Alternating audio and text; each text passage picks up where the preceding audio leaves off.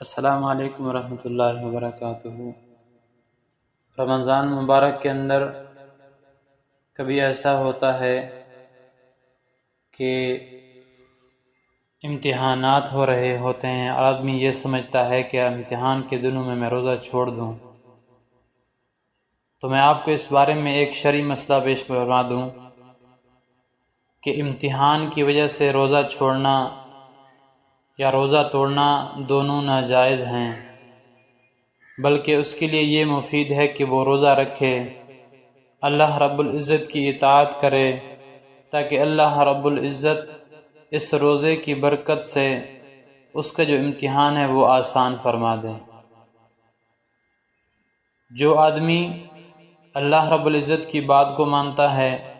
اور اس کے بتائے ہوئے حکموں پر عمل کرتا ہے تو اللہ رب العزت کی مدد اس کے لیے ساتھ ہوتی ہے۔ لہٰذا جو آدمی امتحانات کے دنوں کے اندر روزہ رکھتے ہیں تو اللہ رب العزت اس کے جو امتحانات ہوتے ہیں وہ ان کو آسان فرما دیتے ہیں اور وہ اچھے نمبروں سے پاس ہو جاتا ہے۔ اللہ رب العزت عمل کرنے کی توفیق عطا فرمائے۔